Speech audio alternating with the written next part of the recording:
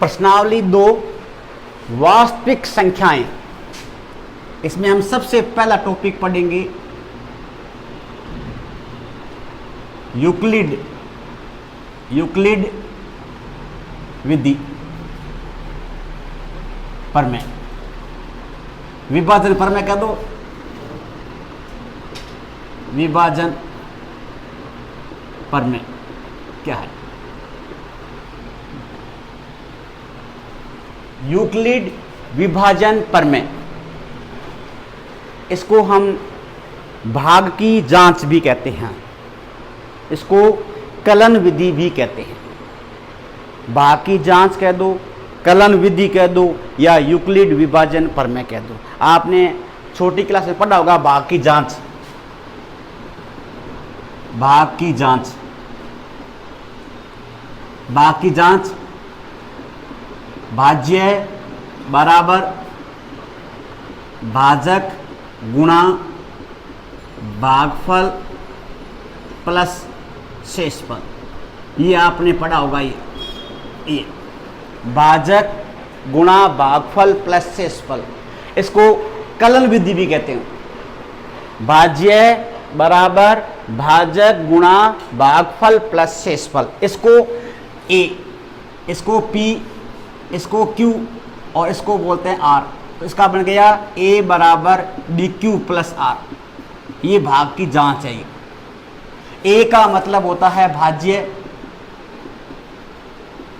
P का मतलब होता है भाजक, क्यू का मतलब होता है भागफल और आर का मतलब होता है शेषफल।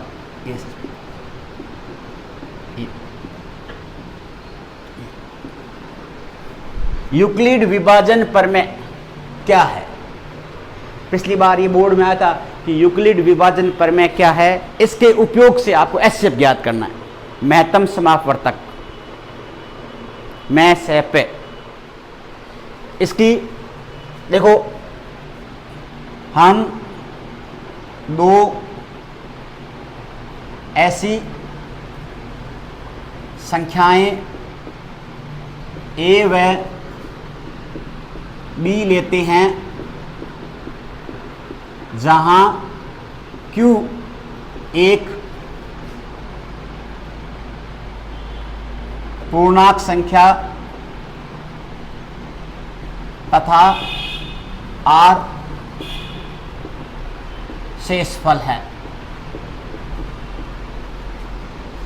A बराबर BQ प्लस का R, ये यूक्लिड विभाजन प्रमेय है।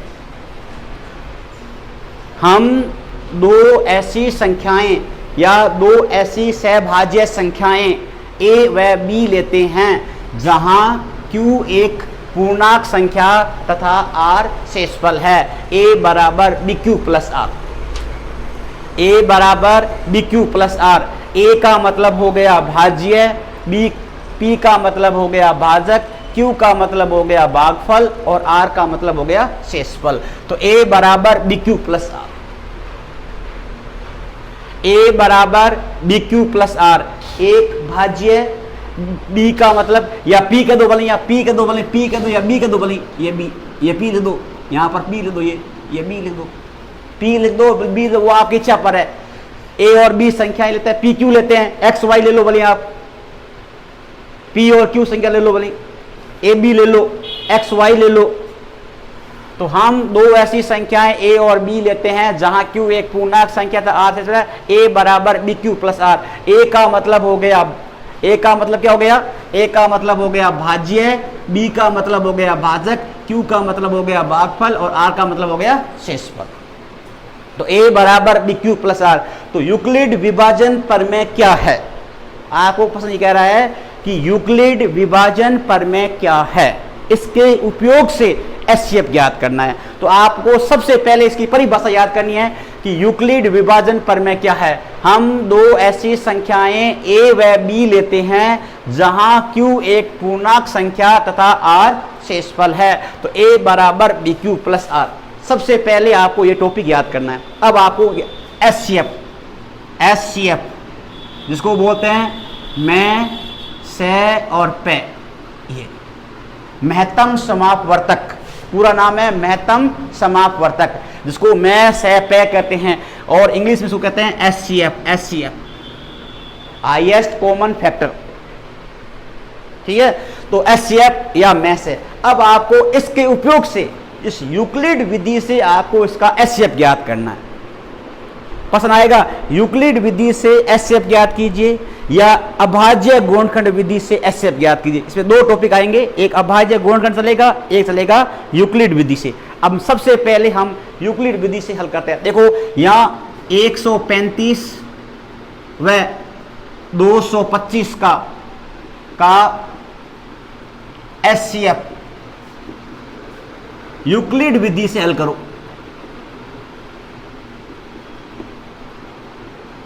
हल कीजिए। 135 व 225 का एचसीएफ जो है यूक्लिड विधि से हल कीजिए। तो आपके सामने हम यहां पर यूक्लिड विधि का प्रयोग, इसका प्रयोग करेंगे, यानी भाग की जांच से हम एचसीएफ कर। एचसीएफ जब तक उसमें भाजन क्रिया करते रहेंगे जब तक शेषफल जो है जीरो नहीं आ जाए। जब शेषफल जीरो आ जाता है तो वही उस भाग को हम रोक देते हैं। शेषफल यदि जीरो आ गया, आपको मालूम है अपन भाग लगाते हैं तो भागफल के अंदर शेषफल जब जीरो आता है तो भाग की जो क्रिया जो होती है वो वहां पर समाप्त हो जाती है। इसमें जितने भी भाग, एक बार दो, दो बार दो, या तीन बार दो, या चार बार दो, जब तक भाग देते जाएंगे जब तक शेषफल जो है जीरो प्राप्त न हो जाए। और शेषफल यदि हमें जीरो प्राप्त हो गया तो यह जो है एचसीएफ जो है वहीं समाप्त हो जाए, भाग वही समाप्त हो जाएगा, उसका एचसीएफ निकल जाएगा। अब देखो आपके सामने 135 व 225 का आपको एचसीएफ ज्ञात करना है। तो सबसे पहले आपको यह ध्यान रखना कि इसमें संख्या बड़ी कौन सी है। सबसे संख्या बड़ी, देखो यहाँ 135 है और यहाँ कितना, ये 225 है। जो संख्या बड़ी है वो लिख दो आप। यहाँ लिखो 225, आप यहाँ लिखो बराबर का चिन्ह और आप यहाँ लिख दो 135। अब आप यहाँ लिख दो यूक्लिड विधि से, यूक्लिड विधि से, ये यूक्लिड विधि से ये। अब यूक्लिड विधि से 225 बराबर का चिन्ह कितना हुआ 135। ऊपर नाम लिख दो यूक्लिड विधि। ए कितना हुआ 225 बराबर कितना हुआ 135। आप सूत्र भी लगा सकते हो, इसमें आप यूक्लिड विधि का नाम भी दे सकते हो। वैसे आप इसको ऐसे भी आप लिख सकते हो।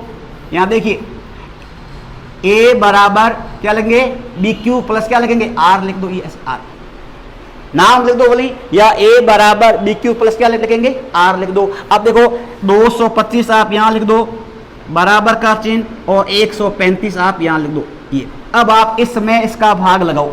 यहां देखिए 225 के अंदर आप 135 का भाग लगा, देखो 135 का भाग लगाओ कितनी बार भाग जाएगा, एक बार भाग जाएगा। आप यहां लिखो 135, भाग कितनी बार गया, एक बार गया। यहां लिख दो आप 1 और 0 का 0 और 9 का 9। भाग कितनी बार गया, एक बार। भाग कितनी बार गया, एक बार। कितना बच गया 90। तो आप यहां लिखो गुणा का चिन्ह से, गुणा का चिन्ह 1 और प्लस हो गया ये 90। अब देखो ये भाज्य बन गया बराबर का चिन्ह, ये भाजक बन गया, गुणा का चिन्ह, ये भागफल बन गया, प्लस क्या बन गया ये शेषफल बन गया। ये पहला चरण जो है पूरा हो गया। अब आप इसको पुनः वापस भाज्य के रूप में लिखेंगे।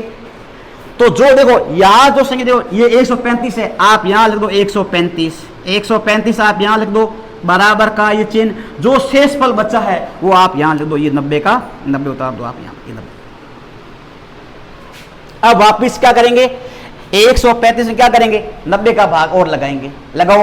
अब देखो 135 में क्या करेंगे 90 का भाग लगा, देखो 90 का 90 भाग कितनी बार जाएगा, एक बार। 90 कम 90, ये 1 का 1 लिख दो 1, और ये 5 का 5, और कितना बचेगा यहाँ पर ये 4।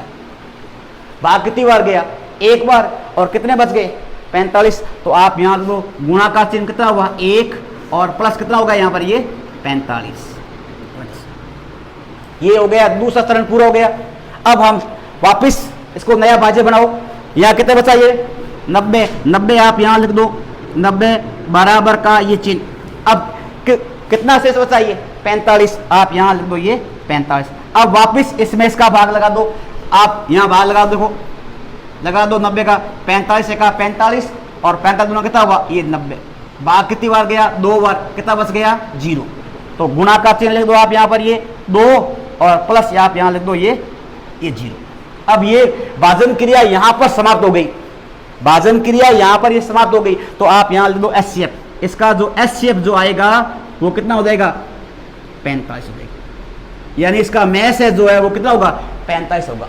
इस प्रकार ये जो है वो यूक्लिड विधि से HCF जो है ज्ञात होती है। इसको यूक्लिड विभाजन विधि से HCF कहते हैं। और देखिए इसका एक दो सवाल और देखो इसका,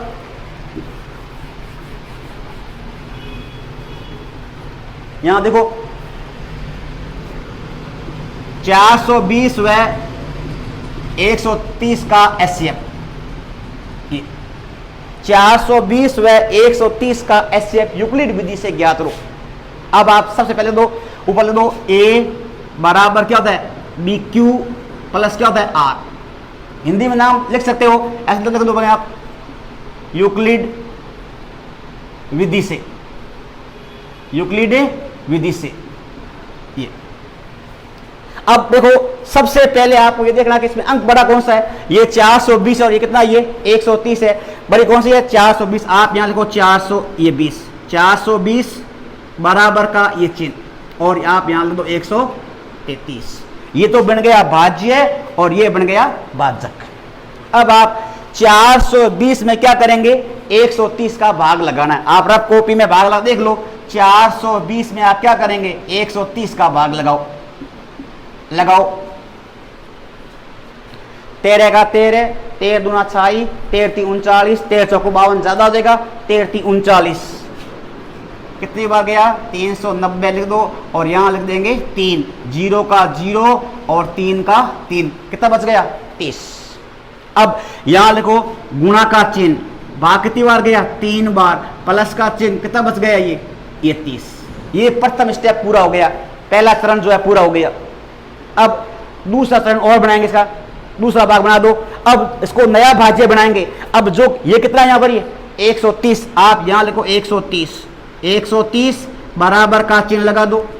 अब जो शेष कितना बचा यहां पर ये 30, तो आप यहां लिख दो ये 30 गुणा का चिन्ह। अब आप क्या करेंगे 130 में 30 का भाग देंगे, 130 में क्या करेंगे 30 का भाग लगाओ, लगा दो आप भाग यहां पर ये भाग ये 130, ये 30 कितनी बार जाएगा 3 एकम 3, 3 दूनी 6, 3 तिया 9, 3 चौके 12, 3 चौके 12, 3 चौके 12, भाग कितनी बार गया 4 बार, कितना बच गया 10। अब यहां लिखो कितना लिखेंगे 4 प्लस का चिन्ह, कितना बच गया यहां पर ये 10। ये दूसरा चरण पूरा हो गया। अब हम आएंगे किसमें तीसरे चरण में अंदर। अब इसका नया भाज्य बनाओ, कितना होगा 30 बराबर का चिन्ह, अब कितना 10, आप यहां लिख दो ये 10। अब क्या करेंगे 10 30 में 10 का भाग लगा देख लो, आप यहां भाग लगा देख लो ये भाग ये 30 कितना का 3 दाए 30, कितनी बार 3 बार, कितना बच गया 0। तो आप यहां लिख दो गुणा का चिन्ह कितना हुआ 30, 3 प्लस क्या बच गया यहां पर ये 0। यहां पर भाजन क्रिया समाप्त हो गई। तो इसका आप यहां दो क्या लिखेंगे HCF, बताओ कितना हो जाएगा 10, ऐसे कितना जाएगा 10। तो ये देखो इसको बोलते हैं यूक्लिड विधि से HCF, और ये कौन सा बन गया भाग विधि से HCF है। ये आपने छोटी क्लास में पढ़ा होगा, आपने 6ठी क्लास में या 7वीं क्लास में भाग विधि से HCF ज्ञात करना। तो ये भाग विधि से भी HCF ज्ञात करना होता है। ये इसको भाग विधि से, इसको कलन विधि भी कहते हैं, इसका नाम है कलन विधि से, कलन विधि से HCF ज्ञात करना ये, या भाग विधि से HCF ज्ञात करना, ये भाग विधि कहते उसको, ये भाग विधि कह दो या कलन विधि कह दो। अब आप यहां पर पढ़ते हैं यूक्लिड विधि से HCF ज्ञात करना। और देखिए 867 और 255 का HCF यूक्लिड विधि से ज्ञात हो। अंक कोई भी आ सकते हैं, किताब में आपको अंक कोई भी डाल सकते हैं। तो 867 कितना हुआ 255 का HCF ज्ञात करना, यूक्लिड विधि से ज्ञात करना। अब आप यहां लिख दो यूक्लिड विधि से, यूक्लिड विधि से क्या होता है, a बराबर बी क्यू प्लस क्या होता है r, लिख दो a बराबर बी क्यू प्लस r, यानी भाज्य बराबर भाजक गुणा भागफल प्लस क्या हुआ, शेषफल। अब बताओ, देखो इसमें यहां पर लिखा हुआ है 867 और यहां कितना लिखा हुआ है 255, बड़ी संख्या कौन सी है 8, यहां लिखो आप 867 बराबर का चिन्ह कितना हुआ 255। अब आप ये बन गया भाज्य और ये बन गया भाजक।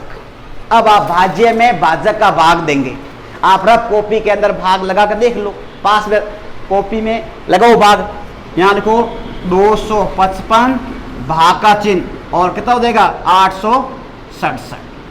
ये बताओ कितनी बार देगा, 2 एक, देखो 255 को आप 6 से गुणा कर, देखो 6 नहीं 3 से, 5 3 15 सलपाई 1, 5 3 15 और 1 16 सलपाई 1, 6 कम 6 1 कितना हुआ 7, कितना हुआ 765।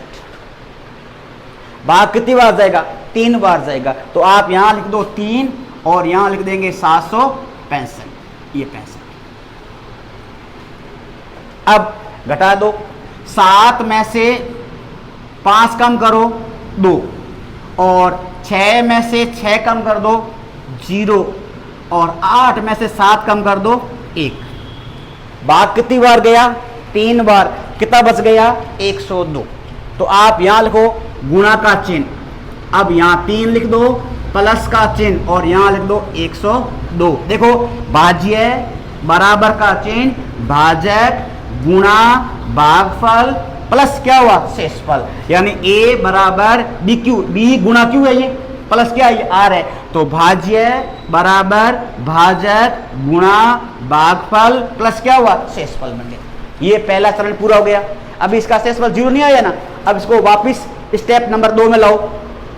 अब यहां तो कितना लिखा हुआ ये 255 लिखा हुआ है, तो आप यहां लिखो 255 बराबर का चिन्ह, अब जो शेषफल बचा हुआ है उसको बढ़ा यहां लिख दो 102। अब ये बन गया भाज्य और ये बन गया भाजक। वापिस वही बात लागू इसमें होती है, 255 में 102 भाग लगा दो, यहां लिख दो भाग, देखो इसे भाग लगा देख लो 255 का कितनी बार जाएगा 2 एक 10 से कम 10, 10 दूनी 20, 2 बार जा रहा है, तो यहां लिख दो 204, यहां लो ये 204। भाग कितनी बार गया 2 बार, कितना बचेगा 1, कितना बचेगा 5, कितना बचेगा 51। तो आप यहां लिख दो गुणा का चिन्ह कितना हो गया 2 प्लस का चिन्ह कितना बच गया 51। ये चरण दूसरा पूरा हो गया। अब हम चरण नंबर 3 लेंगे। अब इसको नया भाज्य बनाओ 102 बराबर का चिन्ह, अब जो शेष बता ना क्या बचा यहाँ पर ये 51, तो आप यहाँ दो ये 51। अब गुणा का चिन्ह, अब 102 में 51 और भाग लगा दो। अब आप देख लो, भाग लगा कर देख लो 102 के अंदर कितनी बार आएगा 51 दूना 102, तो आप यहाँ दो 102। भाग कितनी बार गया 2 बार, क्या बच गया 0, तो आप यहाँ लिख दो 2 और प्लस यहाँ क्या हो जाएगा ये 0। अब आप यहाँ लो HCF बताओ कितना हो जाएगा 51, कितना हो गया 51। इस प्रकार ये यूक्लिड विधि से HCF जो है ज्ञात होते हैं।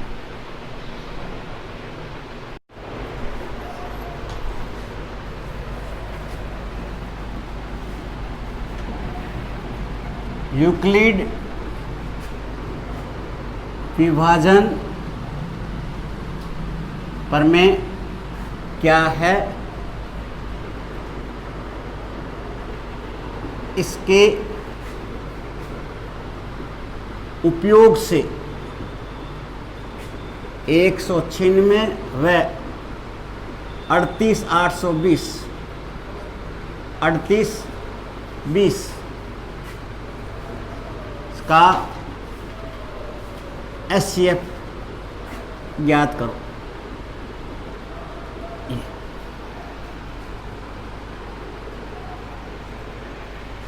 यूक्लिड विभाजन प्रमेय क्या है, इसके उपयोग से 196 और 3820 का HCF ज्ञात करना है आपको। ये बोर्ड के अंदर आया था 6 अंक 3 अंक का सवाल आया था बोर्ड के अंदर ये।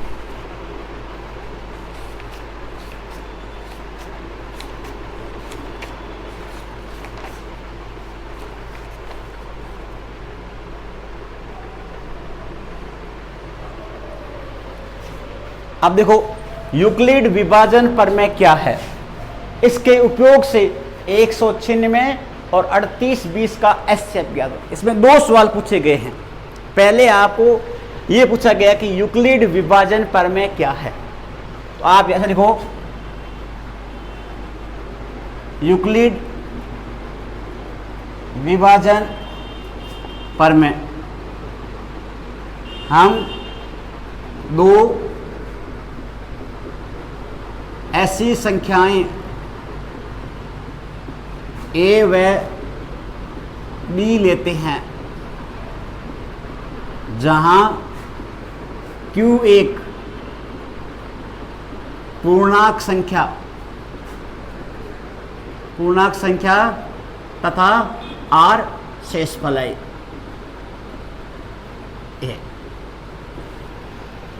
हम 2 ऐसी संख्याएं a और b लेते हैं जहां q एक पूर्णांक संख्या और r क्या है, ये शेषफल है। a बराबर bq प्लस का r, ये इसकी परिभाषा हो गई। ये आपको ये पूछा यहां पर ये पूछा गया यूक्लिड विभाजन प्रमेय क्या है। तो यूक्लिड विभाजन प्रमेय, हम 2 ऐसी संख्याएं a और b लेते हैं जहां q एक पूर्णांक संख्या तथा r शेषफल है। a बराबर bq प्लस का r। अब आपको इस 196 और 3820 का आपको एचसीएफ ज्ञात करना इस विधि से। तो आप देखो सबसे पहले कौन संख्या बड़ी है, 3820, तो आप यहां से लिख दो 3820 बराबर का चिन्ह और यहां लिख दो 196। अब आपके सामने ये बन गया भाज्य और ये बन गया भाजक। अब आप रफ कॉपी के अंदर इसका भाग लगाओ। देखो 3820 के अंदर आप किसका भाग लगाएंगे, 196 का भाग कितनी बार जा रहा है, देखो एक बार जा रहा है। 196 का तो 196 भाग कितनी बार गया, एक बार। कितना बचेगा, 12 में से 6 निकालो 6, और 17 में से 9 निकालो 8, और 1 का 1 उतारा ऊपर से 0। अब भाग जाएगा 9 बार। देखो 9 छंग 54, असल पाई 5, 9 9 81, 5 86, असल पाई 8, 9 8 कितना हुआ 17, कितना हो गया 1764। ये भाग गया 19 बार। 6 का 6, अब यहाँ कितने रहेंगे 15, 15 में से 6 कम कर लो 9, 7 में 7 कम कर लो 0, 1 में से 1 कम कर लो 0। अब भाग कितनी बार गया 19 बार, और कितना बच गया 6 में। तो आप यहाँ लिखो गुणा का चिन्ह और यहाँ लिख दो 19 प्लस कितना हुआ ये 6 में। ये पहला स्टेप जो है पूरा हो गया, पहला ये साल हो गया यहाँ पर ये। अब वापिस इसका पुनः भाजन क्रिया करेंगे, पुनः इसको भाग बनाएंगे, वापिस बनाओ। अब क्या लिखेंगे 196, आप यहाँ लिखो 196 ये बराबर का चिन्ह और यहाँ लिख दो चिन्ह। अब वापिस ये भाज्य बन गया और ये क्या बन गया, भाजक बन गया। अब आप इसमें इसका भाग लगाना है, वापिस इसमें इसका वापिस भाग लगा दो। 196 के अंदर क्या करेंगे, 96 का भाग लगाएंगे, लगा दो 96 को देखो 2 से गुणा कर लो, 6 दूनी 12, असल पाई 1, 18 1 कितना हुआ 19। कितनी बार भाग गया 2 बार। आप यहाँ लिख दो ये 2 बार, कितना 192, कितना बचेगा 4, लिख दो गुणा का चिन्ह, कितना हुआ 2 प्लस कितना बच गया यहाँ पर ये 4। ये दूसरा स्टेप पूरा हो गया। अब हम इसको वापस पुनः भाग बनाएंगे, बना दो, कितना होगा 96 बराबर का चिन्ह कितना हो जाएगा 4। अब ये भाज्य बन गया और ये भाजक बन गया। अब इस क्या करेंगे 4 का भाग लगा, देख लो लगाओ, 4 एकम 4, 4 दूनी कितना हुआ 8, कितना बचेगा 1 और 2, कितना हुआ 4 चौका 16। कितनी बार भाग गया 24 बार, क्या बच गया 0। भाग कितनी बार गया, 24 बार। गुणा का चिन्ह यहाँ लिख दो 24 और प्लस क्या हो जाएगा ये 0। अब यहाँ पर ये भाजन क्रिया समाप्त हो गई, तो यहाँ लिख दो आप इसका एचसीएफ। एचसीएफ कितना हो जाएगा, ये एचसीएफ कितना हो जाएगा 4। ध्यान रखेंगे भागफल जो है ना एचसीएफ नहीं होता है, जिसका भाजक जो होता है ना वो उसका एचसीएफ कहलाता है। तो इसका भाजक जो है कितना, ये 4 है, तो एचसीएफ जो है 4 बन गया। इस प्रकार ये यूक्लिड विधि से जो है एचसीएफ ज्ञात होता है। क्या देखेंगे आप, सवाल ये तो चौथा पूरा कंप्लीट हो गया।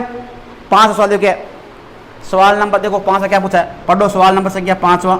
क्या कह रहा है, यदि संख्याओं 408 और 1032 के महत्तम समापवर्तक को 1032x माइनस 408 गुणा 5 के रूप में लिखा जा सकता है तो x का मान ज्ञात कीजिए। ये सवाल बहुत परीक्षा का इंपॉर्टेंट सवाल, प्रश्न है ये, परीक्षा का दृष्टि सवाल है ये। तो संख्या कौन देखो कितनी है, 408 और 1032 के एचसीएफ को, यानी 408 और 1032 के एचसीएफ को 1032x माइनस 408 गुणा 5 के रूप में लिखा जा सकता है। तो आपको इसका x का बताना कि मान कितना होगा। तो पहले आप क्या करेंगे, 408 और 1032 का एचसीएफ निकाल दो, जो भी एचसीएफ आएगा वो बराबर में समीकरण में लिख दो, x का मान आ जाएगा।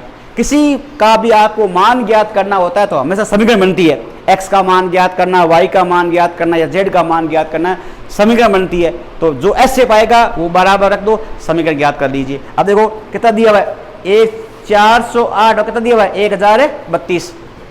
देखो आप यहाँ से देखो 1032 बराबर का चिन्ह कितना हुआ 408, इसका पहले एचसीएफ ज्ञात करो। 1032 बराबर कितना हुआ 408 दिया हुआ है। अब आप सबसे पहले देखो क्या करेंगे, 408 के अंदर भाग लगाओ, कितनी बार 1032 कितनी बार जाएगा 2 बार, 8 दूनी 16 और 8 एकम 8। हल करो, भाग कितनी बार गया 2 बार, घटाओ 12 में से 6 घटाओ 6, 2 में से 1 घटाओ 1 और 10 में से घटा दो 2 का 2। ये कितना बचा 216। अब आप यहां लिख दो गुणा का चिन्ह कितना 2 प्लस कितना हुआ 216। ये पहला स्टेप पूरा हो गया। अब वापस को नया भाग बनाओ, क्या होगा बताओ, 408 बराबर का चिन्ह कितना 216। अब ये भाज्य बन गया और ये क्या बन गया भाजक बन गया। अब आप इसको हल कर दो, 408 के अंदर क्या करेंगे 216 का भाग लगाएंगे, 200 लगाओ, एक बार जाएगा, एक का 1 लिख दो और ध्यान दो 216 का 216 घटाओ, 2 का 2 घटाओ, 9 का 9 और 1 का 1 कितना हुआ 192। आप यहाँ लिख दो गुणा का चिन्ह 1 और प्लस कितना हुआ 192। ये दूसरा सरण पूरा हो गया। अब लिखो कितना 216 बराबर का चिन्ह कितना हुआ 192 और लगा दो भाग, लगा दो 216, ये 200 कितनी बार जाएगा, एक बार 192 का 192 कितना बचेगा 4 का 4 और कितना बचेगा 2 का 2, 0 का 0। यहाँ देखो कितना बार गुणा 1 प्लस कितना हुआ ये 24। ये हो गया कौन सा तीसरा सरण पूरा हो गया। अब और बनाओ कितना होगा 192 बराबर का चिन्ह कितना हो जाएगा ये 24, कितना हो गया 24 गुणा का चिन्ह। अब 24 8 होता है 192, 24 8 192 और प्लस क्या हो जाएगा ये 0। ये भाजन क्रिया यहाँ समाप्त हो गई। तो इसका एचसीएफ कितना है बताओ, इसका एचसीएफ जो है वो कितना आ गया, एचसीएफ जो आ गया कितना 24 आ गया, ये आ गया 24। अब इसमें ये इसका इस एचसीएफ को अब प्रश्न आ कहता है इस एस शेप को 1032 माइनस एक्स गुणा 408 गुणा माइनस 408 गुणा 5 के रूप में लिखा जा सकता है, तो x का मान ज्ञात करें। तो अब आप यहाँ लिखो प्रश्नानुसार, यहाँ लिखो प्रश्नानुसार। अब देखो प्रश्न क्या कहता है, प्रश्नानुसार कहता है 1032x माइनस का चिन्ह और कितना 408 गुणा 5 बराबर का चिन्ह कितना देगा, ये 24। 1032x माइनस 408 गुणा क्या हुआ 5 के रूप में लिखा पसंद करता है। ये 1032x माइनस 408 गुणा 5 के रूप में लिखा जा सकता है। तो यहाँ 1032 माइनस एक्स 1032x माइनस 408 गुणा 5 बराबर कितना हो गया 24। अब आपसे गुणा कर लो, पहले गुणा करो, कितना हुआ 1032x माइनस का चिन्ह गुणा करो 8 पंजे 40 और 5 कितना हुआ 20 बराबर कितना हो जाएगा यहाँ पर ये 24। अब ये समीकरण बन गई। अब इस 2040 को आप इधर लाएंगे तो आप कितना हुआ 1032x बराबर का चिन्ह कितना हुआ 24 और प्लस बन जाएगा 2040 कितना हो जाएगा 1032x बराबर कितना बनेगा 2064 कितना बनेगा 2064। तो x बराबर क्या बन जाएगा, x बराबर बन जाएगा 2064 बट्टा कितना हुआ 1032। x का भाग लगा कितना आएगा 2, कितना आएगा 2, क्योंकि 1032 का भाग लगाएंगे कितना देगा 2। यानी प्रश्न कहता है कि संख्या 408 गुणा 1032 के एस शेप को 1032x माइनस 408 गुणा 5 के रूप में लिखा जा सकता है। इसका मान इस प्रकार इसको लिखा जा जाएगा, यहाँ पर ये इस प्रकार इसको लिखा जा सकता है। तो x का मान ज्ञात करना है। तो 1032x माइनस का चिन्ह 408 गुणा 5 लिख दो। क्या लिखेंगे 408 गुणा 5 बराबर कितना हो गया 24 बन गया। अब आप पहले इसकी गुणा करो, 408 को 5 की गुणा करो कितना हुआ 2040 बराबर चिन्ह कितना हुआ 24 बन गया। अब इस माइनस वाली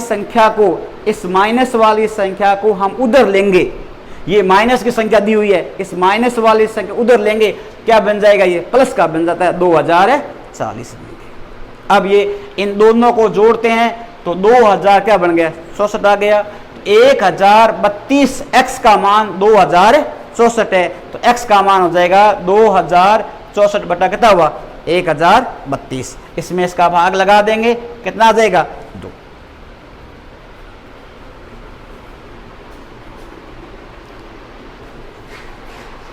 दर्शाइए कि किसी भी धनात्मक विषम पूर्णांक संख्या को 6q प्लस 1 या 6q प्लस 3 या 6q प्लस 5 के रूप में लिखा जा सकता है जहां q एक धनात्मक पूर्णांक है। देखो आपको ये कह रहा है, यहां देखिए 6q प्लस का 1 या 6q प्लस का 3 या 6q प्लस का 5 ये रूप होता है। यहाँ पर ये कोई जरूरी नहीं, आप ये देखो ऐसे डाल देंगे 2q प्लस का 1 या 2q प्लस का 3 या 2q प्लस का 5 ऐसे भी डाल सकते हैं। और देखो 4q प्लस का 1 या 4q प्लस का 3 ये रूप होता है। या ऐसे दे दो 8q प्लस का 1 या 8q प्लस का 3 या 8q प्लस का 5 ये रूप होता है। या 2q प्लस का 1 3q प्लस का 1 या 3q प्लस का 3 ये रूप होता है। ये विषम पूर्णांक है। संख्या कोई भी आ सकता है। यहाँ पर ये संख्या को ये डाल देगा 6q प्लस 1 डाल दो या 2q प्लस 1 डाल दो या 4q प्लस 1 डाल दो या 8q प्लस 1 डाल दो या 3q प्लस 1 डाल दो।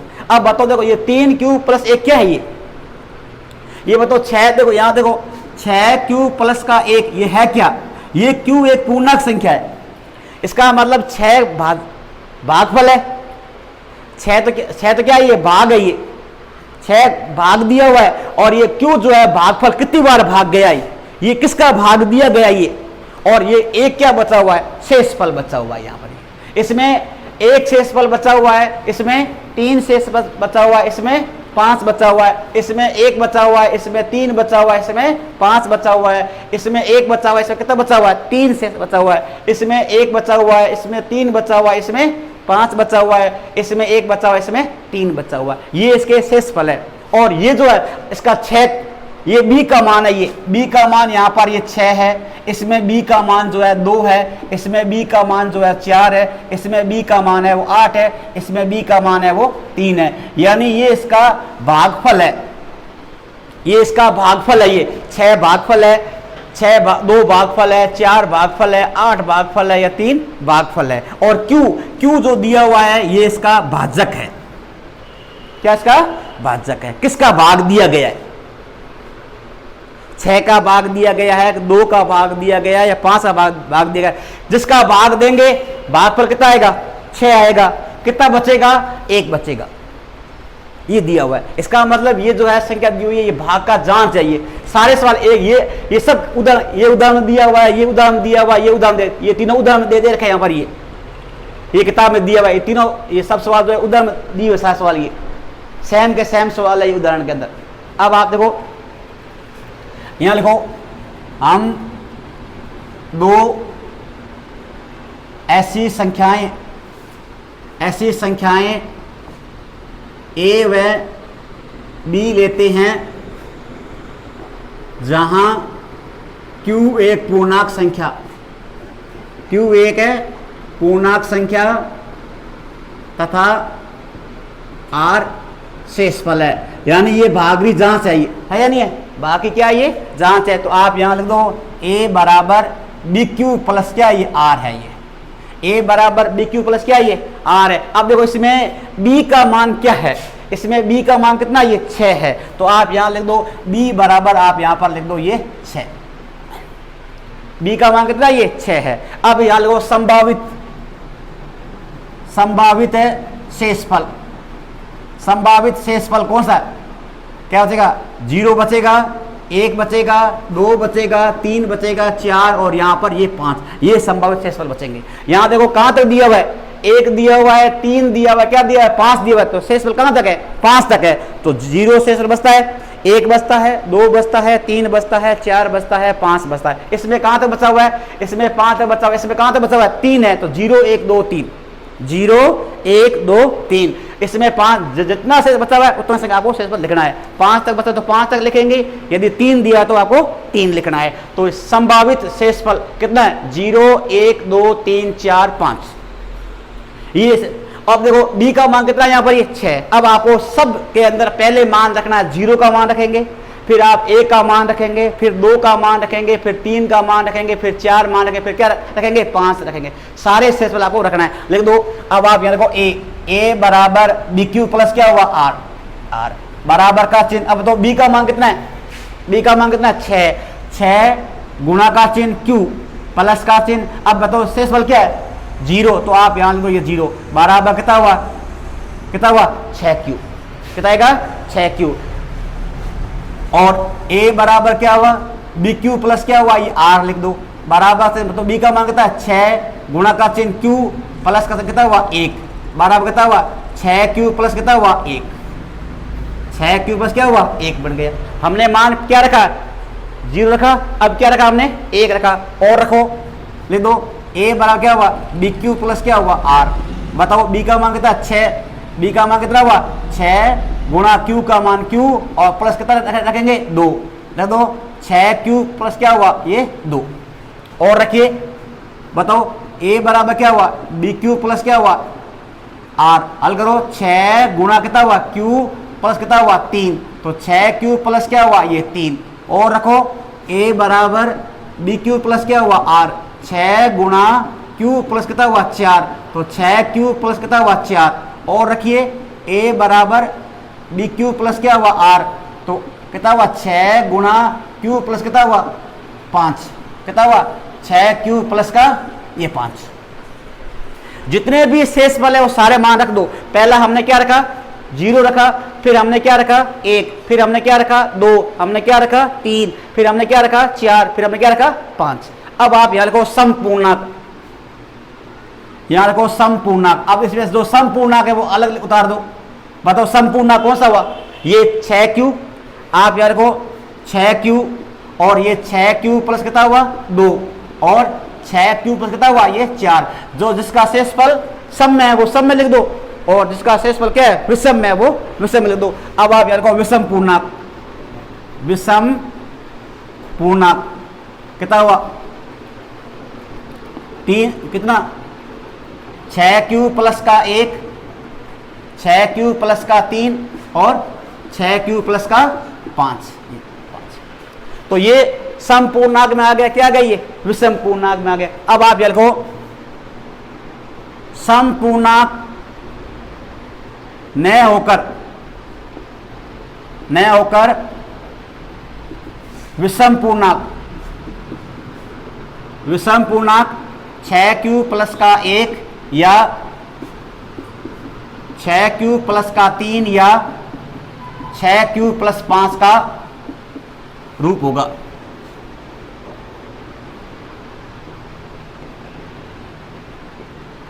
ये इस प्रकार ये सवाल हो गई है, यानी हम दो ऐसी संख्याएं a और b लेते हैं जहां q एक पूर्णांक संख्या तथा r शेषफल है, a बराबर bq प्लस r, b का मान हमने यहां पर 6 ले लिया, संभावित शेषफल क्या हुआ 0 1 2 3 4 5 हो गया। अब आपके सामने पहला 0 रखो, फिर 1 रखो, फिर 2 रखो, फिर 3 रखो, फिर 4 रखो, फिर 5 रखो, बाकी जहां से मान रखते जाओ। इसका 6q आएगा, इसमें 6q प्लस 1 आएगा, ये 6q प्लस 2 आएगा, 6q प्लस 3 आएगा, 6q प्लस 4 आएगा और 6q प्लस 5 आ जाएगा।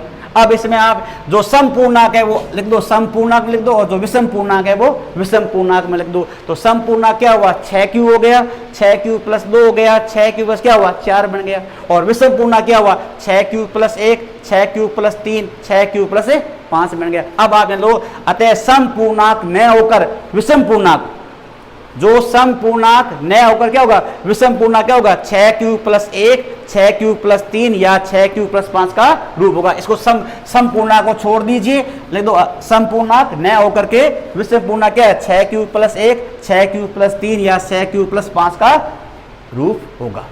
इस प्रकार हर एक प्रश्न जो है हल होंगे। और देखिए, अब देखो यहां पर अब सवाल हम ये करते हैं, ये दर्शाइए कि या सिद्ध कीजिए कि कोई भी विषम पूर्णांक, कोई भी विषम पूर्णांक 4q प्लस 1 या 4q प्लस 3 विषम पूर्णांक होगा जहां q एक क्या है पूर्णांक संख्या है।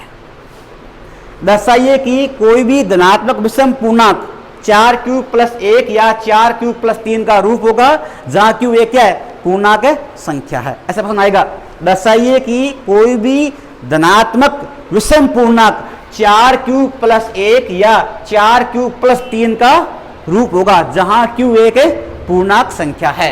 तो लिखो, हम दो ऐसी संख्याएं a और b लेते हैं जहां q एक पूर्णांक संख्या तथा r क्या ये शेषफल है, और a बराबर क्या हुआ bq प्लस क्या हुआ r।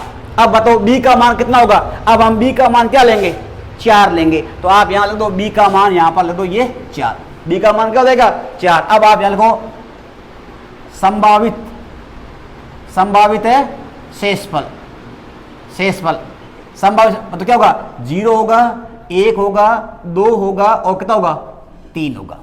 शेषफल कहां तक है ये 3 तक है लास्ट में, तो आप यहां लिख दो 0 1 2 और 3। अब आप शेषफल 0 रखो या 1 रखो या 2 रखो और 3 रखो। लिख दो a बराबर bq प्लस का r, bq क्या हुआ r बराबर का चिन्ह, b का मान हमारे पास क्या है 4, तो 4 गुणा q प्लस क्या हुआ 0 बराबर 4q, क्या होगा 4q, यानी 4q में 0 जोड़ा तो क्या आएगा 4q आएगा। अच्छा लाइन ले लो, बोले कोमा लगा लो, या a बराबर bq प्लस का r, तो b का मान कितना हुआ 4 गुणा q प्लस क्या हुआ 1, कितना हुआ 4q प्लस का 1। लिख दो a बराबर bq प्लस क्या हुआ r, 4 गुणा q प्लस कितना हुआ ये 2, कितना हुआ 4q प्लस का 2। और लाइन ले लो से यहाँ पर ए बराबर क्या हुआ बी क्यू प्लस क्या हुआ आर, कितना हुआ 4 गुणा क्यू प्लस कितना हुआ यहाँ पर 3, तो 4 क्यू प्लस क्या हुआ ये 3। अब आप यहाँ लिखो सम पूर्णांक, सम अलग लिख दो, बताओ सम पूर्णांक कौन सा हुआ 4q और 4q प्लस का 2, सम पूर्णांक में आ गया। और यहां लिखो विषम पूर्णांक, विषम पूर्णांक कितना होगा 4q प्लस का 1 और 4q प्लस का 3, ये विषम पूर्णांक में आ गया। अब आ कह रहा यहां लिखो सम पूर्णांक, सम पूर्णांक न होकर धनात्मक या धनात्मक विषम पूर्णांक, विषम पूर्णांक या विषम से बोले विषम पूर्णांक कौन सा 4q प्लस 1 या 4q प्लस 3 का रूप होगा, रूप होगा।